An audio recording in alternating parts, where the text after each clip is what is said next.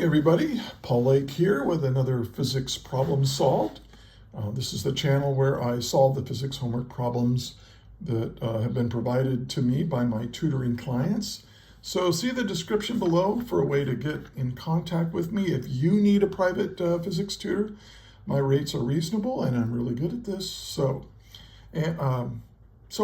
Hey, if you find this video to be helpful, please like it, share it, and subscribe to my channel. If you're a physics student, I produce new videos, maybe 1 or 2 a week during the school year. So anyway, let's get to today's problem. We have a helicopter, and it descends from a height of 600 meters with a uniform deceleration. And don't be confused by the word deceleration. Physicists use deceleration and acceleration. I mean, there's really no difference. Well, we can talk about that. But anyway, reaching the ground with a final velocity of 0 meters per second in a time of 2 minutes. So just as it reaches the ground, it reaches 0 velocity. So what was, we want to determine the initial velocity of the helicopter and what is the acceleration? And we're going to say down is negative. Here. Okay, so what do you need to know in order to solve this problem? Well, you should be familiar with the kinematic equations for constant acceleration. There's 4 of them. There's actually 5, but I'm only going to go over 4 of them here. And here they are. So if these don't look familiar to you, you might want to review basic kinematics with constant acceleration before you try this problem. But otherwise, why don't you pause the video now and try to solve this problem on your own.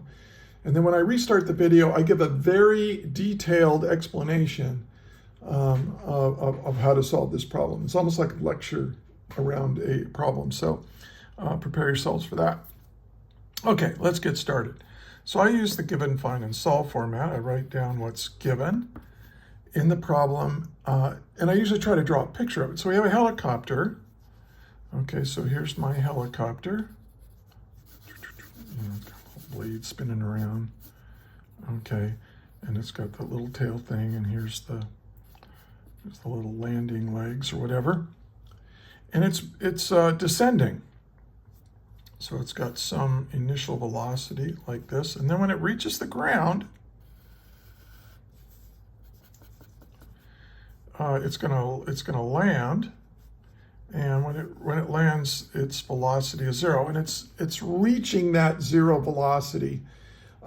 It's not hitting the ground. It's reaching 0 velocity just as it starts to touch the ground. So this is really its final velocity. We know that delta y, I'll call this delta y. Well, it says it's 600 meters, right?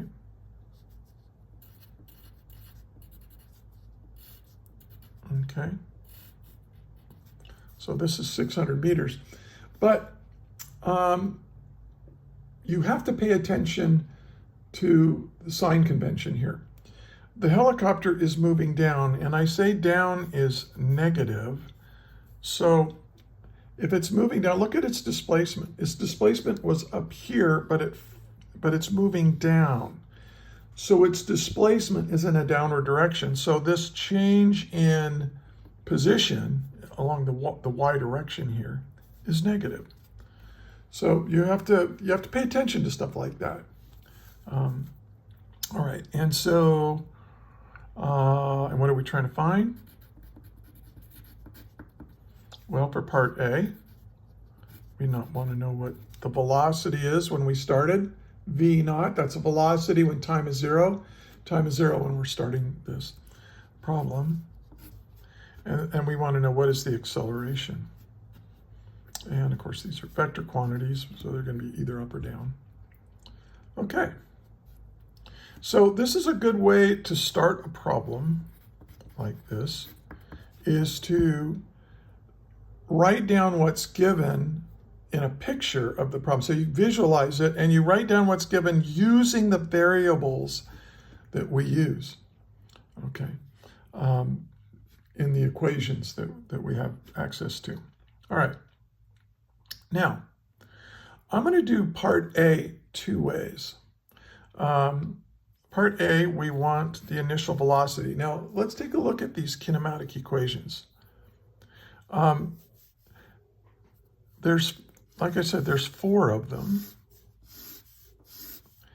But I like to take a look at this list and ask, what's missing? What's missing from the particular equation?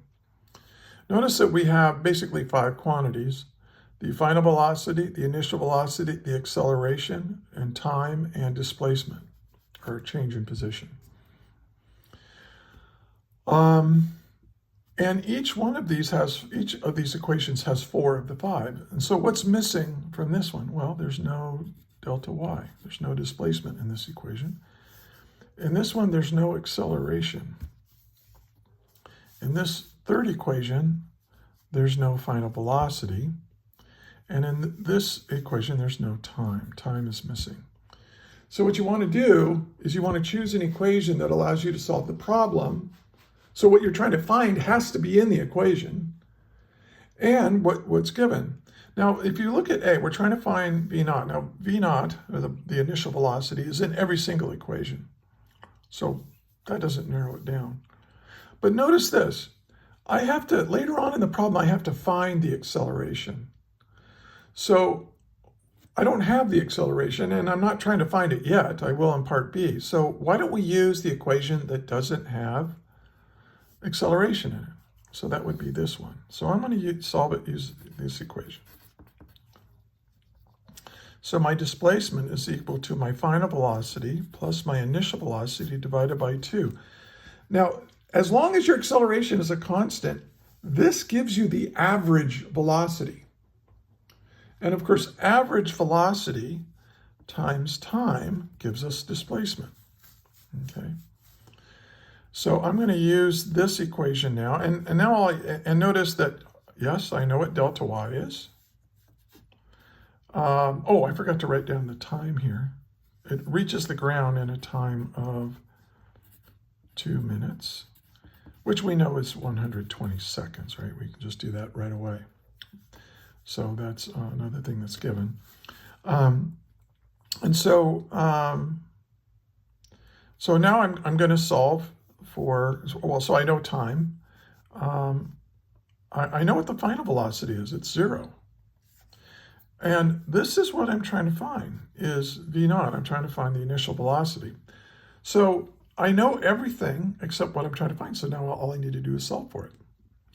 So let's go through that. I'm going to multiply both sides by 2 and divide both sides by time. And if I do that, I get 2 times delta y over time, right, equals my final velocity plus my initial velocity. And now I can solve this for my initial velocity. My V naught, my velocity, when time equals 0, my starting velocity, it's going to be equal to 2 times my displacement divided by time minus my final velocity. Well, of course, my final velocity is 0. And so now this gives me here. V naught equals 2 times delta y. Delta y is negative 600 meters per second. I mean, not meters per second, meters. Divided by the time, which is 120 seconds. So you plug that in your calculator, and we get V naught equals negative 10 meters per second. Now, what does that negative mean? That means the helicopter was initially going down, and that makes sense, right? The helicopter was moving down, and it slows down to a stop just before it lands. That's what you want to do when you're flying a helicopter and you're trying to land it. Okay, so that's what the negative means. It's the direction is down. Okay. Now, some of you might be thinking, hey, especially those of you taking AP Physics, either C or AP Physics 1, On your equation list they provide you, for reasons I don't understand, they don't give you this equation. So what if you wanted to only use those equations that are on your equation list? Well, you can still do it. You just have to do it in 2 steps. You have to use 2 of the other equations and just substitute one into the other. So what I'm going to do is I'm going to take this first equation and substitute it into the second equation, and that will allow me to solve for V naught. So I'll show you that. So I'm doing the same problem. I'm just doing it a different way here for part A. So I take V equals V naught plus AT. Now I know what the final velocity is, I know what the time is, but I don't know what the acceleration is. So I can solve this for acceleration, and so let's do that. Acceleration equals the final velocity minus the initial velocity, right? Just bring that to the other side, divided by time, right? So I just took this and solved it for acceleration. And of course, in this problem, the final velocity is 0, so I'm just going to make this 0. So the acceleration is negative the starting velocity divided by the time. Well, that's kind of convenient. Now, I could use this negative 10 meters per second and solve for the acceleration directly. But really, I'm kind of doing this problem as if I'm trying to find the initial velocity. So we're not going to do that here. What I'm going to do is take a look at the third kinematic equation.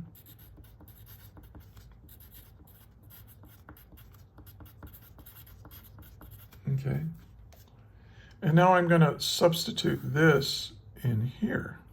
And let's see what we get.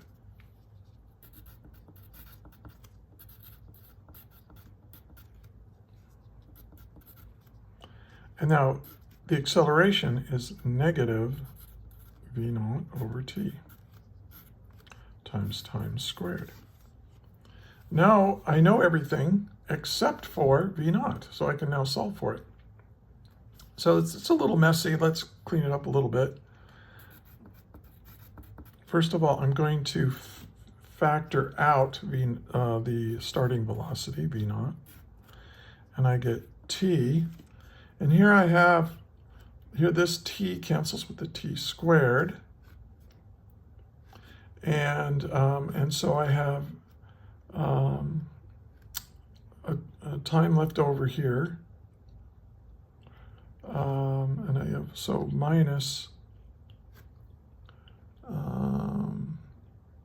V naught over 2 times time.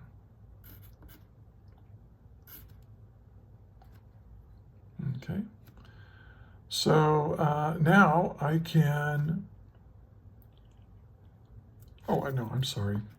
I already factored out that V naught, so it should be, I knew I was doing something wrong here. This is t over 2. See, I factored that out.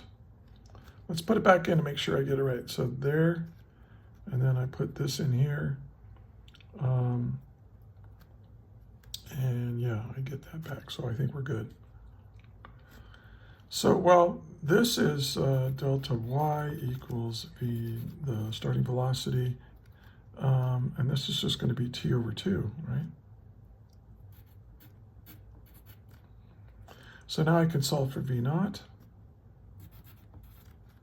equals 2 times delta y over t.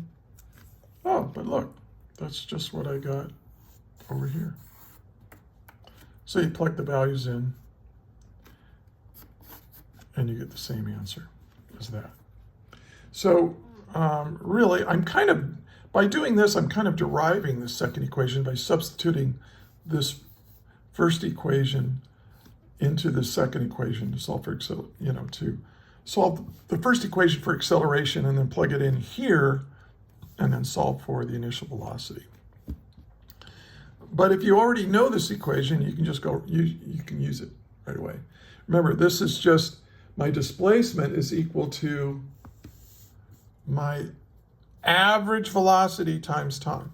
That's pretty easy to memorize that, I think, and understand it. Okay, now let's do part B.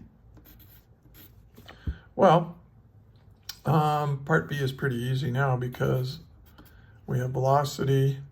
My final velocity is initial velocity plus the acceleration times time.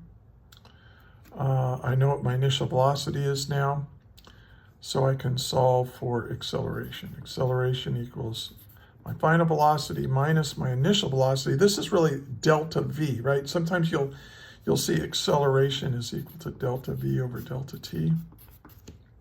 But if you're using this V and V naught notation, this is final velocity minus initial velocity. And of course, this is your final time, but your initial time using this notation is automatically 0. So you don't need to go T final minus T initial. You just go, oh, just T is your final time.